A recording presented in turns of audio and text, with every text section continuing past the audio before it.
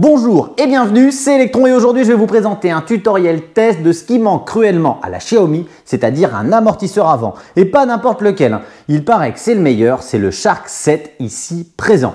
Mais tout d'abord, moi ce que je vais vous demander c'est une petite faveur, celle de foncer vous abonner et d'activer la petite cloche pour ne rater aucune des vidéos qui sortiront sur la chaîne. Donc vous avez cliqué, vous êtes bien abonné, vous avez activé la cloche. Moi ce que je fais tout de suite c'est que j'envoie le générique et ensuite on va pouvoir commencer la vidéo.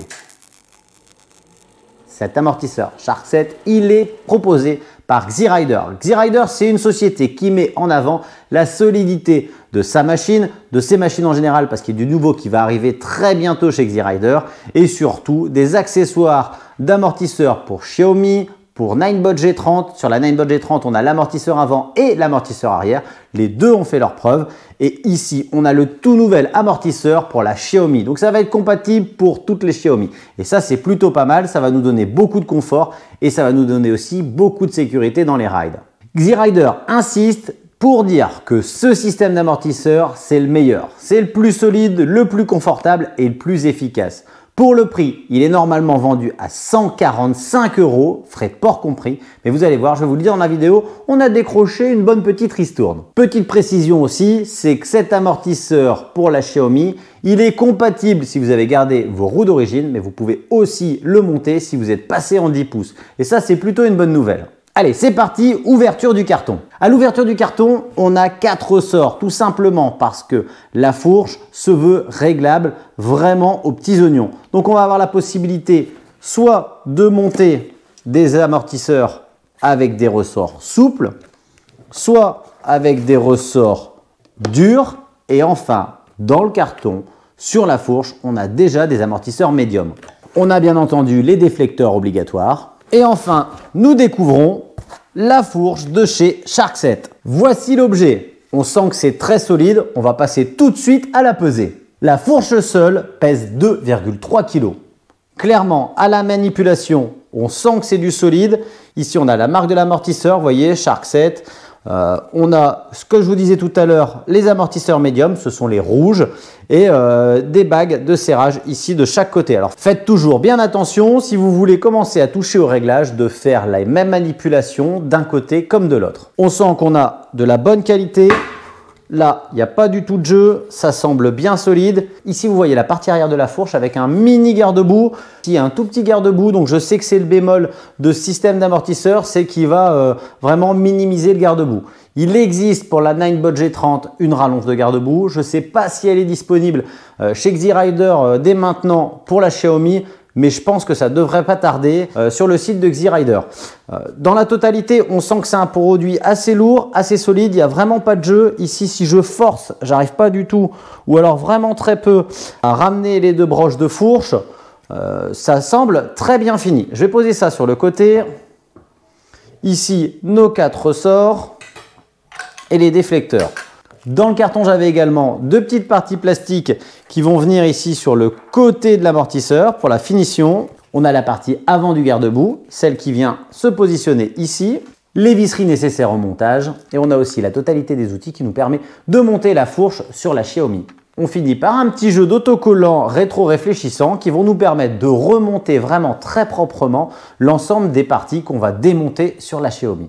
Du coup, je fais apparaître une Xiaomi et sur cette Xiaomi, avec vous, on va passer au tuto pour monter l'amortisseur sur la machine. C'est assez simple, je pense que sans caméra, sans rien, j'en aurai pour 20 minutes. Comptez une petite demi-heure, on va faire ça tranquillement tous ensemble. Ce tuto va servir si vous voulez monter l'amortisseur directement sur une Xiaomi. Si vous voulez monter un monorim sur votre Xiaomi, ce tuto fonctionnera également. Si vous voulez monter le Shark 7 sur votre Ninebot G30, ça fonctionne également. Bref, vous avez compris que c'est assez complet, c'est assez identique pour la Ninebot ou pour la Xiaomi. Allez, go, c'est parti!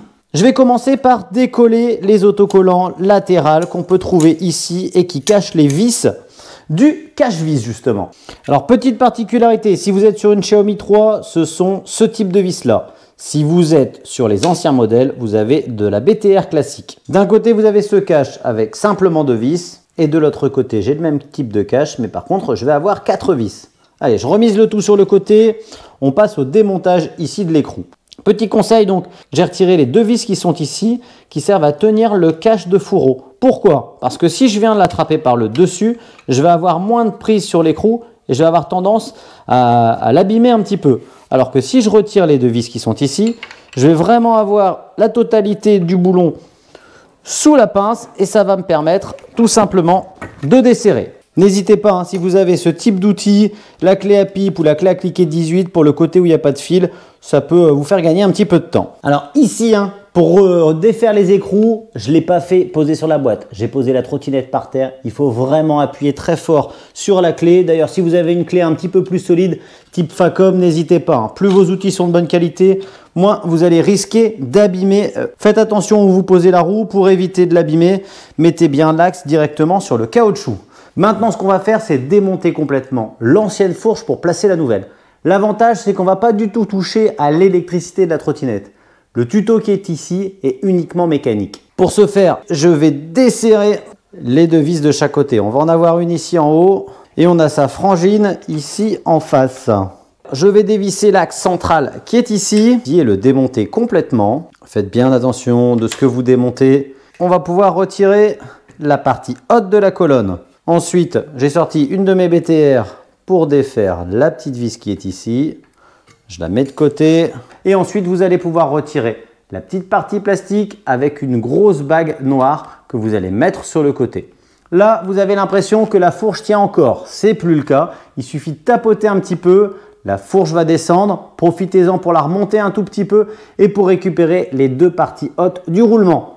À ce moment-là, vous avez donc l'ancienne fourche dans la main. Vous pouvez la retirer, la remiser. On n'en a plus besoin. Là, je vais venir présenter tout simplement la nouvelle fourche. Pour éviter qu'elle ne redescende, je vous conseille de poser la trottinette à plat sur votre plan de travail. Du coup, elle va être en position. On remet bien les deux parties qui vont avec le roulement. Donc, vous avez une partie qui est un peu conique et une autre qui est à l'intérieur. Vous les posez. Vous remontez la fourche bien correctement. Vous remettez la vis de sécurité. Vous allez voir, le pas n'est pas tout à fait fait. Il faut avancer et reculer avec la vis tout doucement, histoire qu'elle se mette bien en place. On replace la partie haute de la colonne. Et là, on va venir avec l'entretoise, la rondelle et enfin la vis verticale qui va bien supporter le tout. Vous serrez correctement. Ce n'est pas nécessaire de serrer trop fort. Donc, vous serrez bien. Dès que vous avez une petite résistance, vous pouvez arrêter. Là où on va sécuriser cette vis, c'est vraiment ici avec les deux vis horizontales. C'est elles qui vont sécuriser le desserrage de la fourche. Alors, je ne vous cache pas qu'ici, il a fallu forcer un petit peu. Pour rentrer la roue, l'astuce que j'ai trouvée, c'était tout simplement ici de venir tenir l'écrou et de taper pour rentrer la roue dans son emplacement. Ensuite, il n'y a plus qu'à serrer. Assurez-vous bien d'avoir les entretoises qui sont en face des fentes des deux fourreaux. Et là, vous allez pouvoir venir serrer la totalité de la fourche. Vérifiez bien le serrage des boulons. Et ensuite, tout simplement, on va pouvoir venir poser les finitions. Donc ça, vous l'avez serré correctement. Maintenant, pour monter ici les beaux enjoliveurs latéraux, eh bien tout simplement, j'ai déballé les petits plastiques. Je suis venu les placer ici avec 4 vis de chaque côté. On a des belles petites vis qui sont bien propres. Je suis venu visser le déflecteur et enfin remettre le cache d'origine qui rentre parfaitement. On nous fournit des petits autocollants rouges pour aller parfaitement avec le design de cette nouvelle fourche. Donc, je l'ai fait des deux côtés. Là où ça bloque un petit peu, c'est tout simplement ici au niveau du câblage. Il se peut qu'il vous manque un petit peu de mou. Donc là, moi, j'ai ouvert la trottinette pour regarder si on pouvait tirer le câble parce que ça semble être un peu résistant. Effectivement, on a le câble qui est collé à l'intérieur ici avec une espèce de mousse polyuréthane. Donc j'ai joué un peu des deux côtés et puis à force de jouer, j'ai réussi à décoller le câble légèrement et je l'ai avancé de 3-4 cm. La question n'est pas d'arracher le câble et de tirer 10 mètres. Vous pouvez tirer juste les centimètres qui vous manquent. Voilà le look une fois monté. Clairement, c'est super sympa. Je trouve ça très réussi, bien fini et ça semble surtout très costaud. Nous voilà en extérieur. La machine terminée, elle est là. Clairement, même si vous n'êtes pas un grand bricoleur, je suis certain que vous allez réussir à monter cet amortisseur. Le petit truc, c'est les 4 pièces qui sont ici. Vous les rangez bien correctement, les petites visseries, tout ça. Mais on ne se retrouve pas avec plein de vis. Donc pour le remontage, ça va clairement tout seul. La finition est propre, la roue, elle tourne bien. La béquille latérale, elle fonctionne encore. Il faut faire un petit peu attention si vous posez votre machine dans un dévers. mais vous voyez que le deck il n'a pas été trop rehaussé, du coup ça passe bien. Moi j'ai essayé la machine, là je viens d'aller me faire 5 km, la partie cycle elle est plus agréable à rouler qu'avant et alors on a une parfaite absorption des chocs au niveau de l'amortisseur. Je vous rappelle qu'ici on est sur les ressorts médium, que là vous allez pouvoir régler les ressorts aux petits oignons, donc choisir la dureté du ressort et sa compression. Donc vraiment c'est pas mal. Alors j'ai tout essayé, en courbe ça va parfaitement, c'est même un petit peu plus agressif. Quand on a des petites bosses ou un macadam légèrement abîmé, ça passe vraiment sympa. On a l'impression qu'on roule un peu avec des pneus dégonflés. Là, c'est pas le cas, mais je veux dire que ça ramène vraiment un confort de roulage. Quand on tape une petite bordure, elle est absorbée parfaitement. Quand on saute une bordure ou quand on prend une petite bordure un peu arrondie, ça passe aussi parfaitement. J'ai essayé des petits passages où d'habitude avec une Xiaomi, je ne passe surtout pas. Et là, clairement, ça métamorphose la conduite de la Xiaomi. Donc, franchement, si vous craquez pour cet amortisseur, mettez-moi en commentaire votre test et votre ressenti. Mais je pense que c'est difficilement envisageable que vous soyez déçus. Là, j'ai rajouté des rondelles un petit peu plus larges pour avoir une meilleure prise pour l'avant du garde-boue, histoire de ne pas le perdre aux premières bosses. Maintenant, ça reste une trottinette citadine. C'est pas fait pour faire du 4x4, même si le montage de l'amortisseur vous donne un petit peu la sensation de vous faire pousser des ailes. Voilà, on en vient à la ristourne que je vous ai dégotée chez XeeRider et qui va fonctionner pendant au moins 10 jours. Ça va être 15% sur la commande, sachant que les frais de port étaient déjà inclus. Et ça va durer pendant 10 jours, peut-être un peu plus. Je suis en train de discuter avec eux pour savoir si on peut pas gratter quelques jours. Mais voilà, vous êtes sûr, pendant la sortie de la vidéo et pendant quelques jours, de pouvoir bénéficier de cette promotion. Et puis voilà, si elle traîne et que la vidéo marche bien, eh bien tant mieux pour les suivants qui arriveront et qui découvriront cela. J'espère que ce tuto vous a plu. Très bientôt, je vais débrider la nouvelle Xiaomi 3 pour tester sa vitesse réelle. Je vais essayer de me procurer un radar pour être sûr et pour parler précisément de la vitesse max d'une Xiaomi. Alors foncez vous abonner, on va encore bien se régaler. Moi, c'est l'heure maintenant de vous dire au revoir. Merci d'avoir suivi cette vidéo. À très bientôt et surtout bon ride.